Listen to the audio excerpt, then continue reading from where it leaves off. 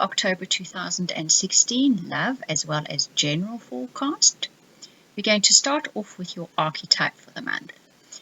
First off, I should actually mention that October readings so far have been incredibly interesting in a really good way. There's big stuff happening in October. It's an exciting month for a lot of you. One of the first things I really noticed, which I commented on to someone yesterday, was that October seems to be the month where we get to make the choices. They don't get thrust upon us. Even though some of the choices may be unavoidable or we now finally have to make them, it is our choice. Whereas most of the rest of the year, basically they were dumped in our laps and we just had to deal with the, shall we say, result of it. And it has been quite an uphill struggle, but now it's definitely reached the point where you get to make the choices. That makes a huge difference in how we deal with what happens to us as well. Your archetype says you need to find that balance between what's good for you and what's good for everyone else as well. I tend to feel this is almost a moral dilemma, if you understand what I'm saying. And I use the word moral very loosely. Morals are really particular to your culture, to your upbringing, to so many things. So that's why I say I use the term loosely. But basically, you are needing or wanting to do something, and there seems to be sort of a bit of a dilemma between, is it good for me only? Is it good for the people around me? And the thing to basically watch out for is that you're going to tend to want to be too altruistic. You're going to take other people's feelings or reactions, possibly mostly their reactions, too much into consideration. You have to strike that balance and be careful of doing something or making a decision which is really only based on keeping the people around you subdued or happy. Don't make your decision from that point, this card is saying. Because the next card that comes up also says, stand in your own truth and in your own power. Balance what your ego self and your spirit self want to do. You know what is the ultimate right. So there's definitely this kind of decision. It's actually coming up for a lot of star signs. I think a lot of people are making major moves this month. Like I said, you're getting to make the decisions, but you tend to be feeling this, almost that two of swords, where the heart wants one thing and the mind wants another. Your tendency is going to be to perhaps think you're doing something for the good of everyone. In the meantime, that's not really what it is. So check that. Stand in your truth and stand in your power, as it says. Do what you know is right, and you know what is right. And sometimes maybe what you know is right is not necessarily right for everyone else, but it is very right for you. And that is important. You're going to see this coming through in your reading later again. Your challenges this month speak about the action you take now will nurture everybody, okay? And you know what that action is, and that action will result in nurturing for everybody, including yourself. And it's not going to be easy to do because there are other people involved. But once you take that action, it will lead to success. And that Ace of Air, that's the Ace of Swords in your normal tarot deck, is specifically saying that it is about taking that action and it not being easy to take it, because there are other people involved and it will impact on them. But understanding that in so doing, the ultimate result will be satisfaction and it will be success for everyone, even though that first bit of taking the action and what happens could possibly be very uncomfortable for both you and the people around you. So your opportunities this month say that you are patiently waiting for something. Anticipating is actually more the word than waiting. That smile on her face when she's holding the rose is a token of appreciation, so you understand that something is coming. You're looking forward to it. The next card says, however, you need to remove or cut something from your life or separate your life from somebody else or something. That is the action that you no doubt have to take. But once again, in so doing, you are doing something which is fated. It's preordained. It's written in the stars that you were going to do this. And once you have done that, luck comes into your life. Luck, that's such an interesting word. The more I do these readings, I've been doing them for almost 20 years now. Not all of it have I done it professionally, but I've been had started reading 20 years ago.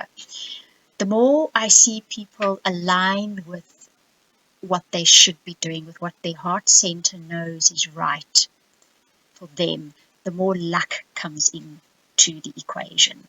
Luck is basically when you align yourself with what you're supposed to be doing in your heart center, your soul center, not with what the material world or other people or culture says you should be doing, but what you know in your heart you should be doing. Then synchronicity, which we call luck, starts coming into your life more and more and more. Right, now your love reading. This is for love relationships as well as friendships and sort of very firm partnerships. The first card that comes up says that you are going to this month make a commitment. And to think carefully before you do, because know that what you are committing to, you intend to keep that promise. I think the underlying message for this is that you're going to make a promise and the universe is going to ask you to fulfill it. So don't promise that which you cannot deliver, because you'll be made to deliver it. So only commit to that which you are prepared to and are willing to really adhere to and to deliver. So only promise as far as you know you are really willing to do. It says then forge that bond and intend keeping it, because you will be called to keep it. The universe is going to call you to keep that promise. Then the next card says connect with your feelings, explore them and acknowledge them, because you are undergoing a profound, deep change within your relationships, and this will eventually manifest in your life. So this is all about that. That second archetype card that came up is also about this. You need to take a look deep inside you at your feelings. Don't ignore them. Acknowledge them, because they are going to manifest. And if you haven't shed light on them, and if you haven't worked through them, it doesn't have to be a big thing. It just has to be acknowledging them. This is how I feel. They're going to manifest in your outer life. And if you've left them in the dark, that dark is going to manifest. That darkness of that feeling will manifest in your life. If you shed light on those feelings, if you acknowledge them, if you say to yourself honestly, this is how I feel. It may not be right to the people around me, but this is genuinely how I feel.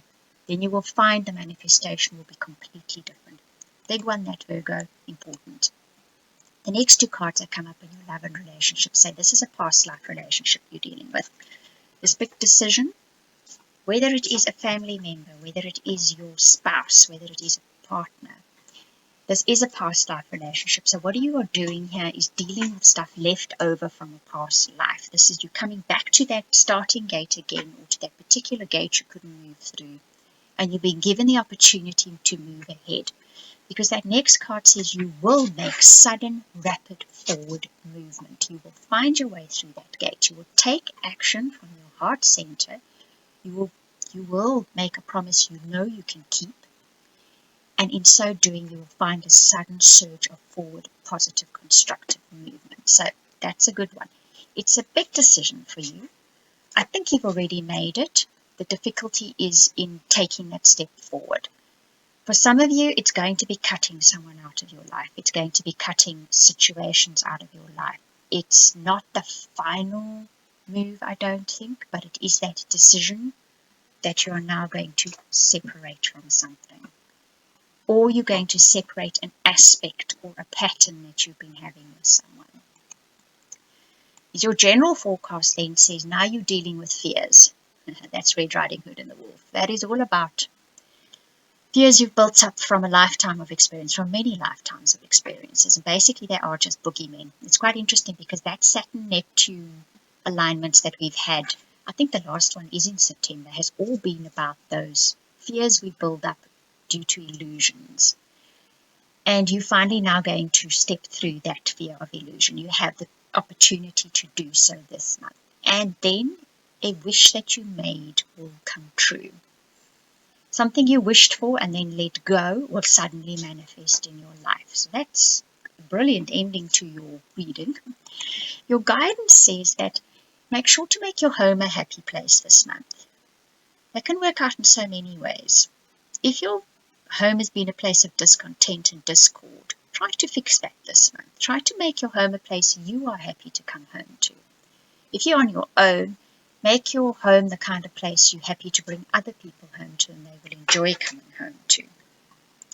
That final card once again speaks about looking at those deep-held emotions of yours that you've left down there in the murky depths of the pond, like this card shows you.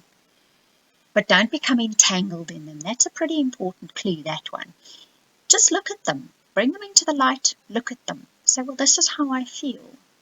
Don't judge it. Don't become entangled in it. Don't even try to work it out. Just acknowledge those feelings. Bring them to the surface so that the light can shine on them. Right, Virgo, if you would like a personal reading, we can take a look into this big move that you are considering and what those feelings are that you perhaps are not acknowledging, and possibly what that wish is going to be that comes true. You can contact me at theoracletimes@gmail.com or via the website. You can book a reading there too. Both URLs or addresses are showing up in the owl picture, and also you will see at the beginning of the video I offered a really new nice thing to do. If you have your own tarot decks, you select cards, you send me the names, I give you a reading for a very nominal fee. I'm thoroughly enjoying doing this, and so are the people that are doing it. It's interactive, it's good fun. Right, I do hope you enjoyed your October reading. Thank you for watching this.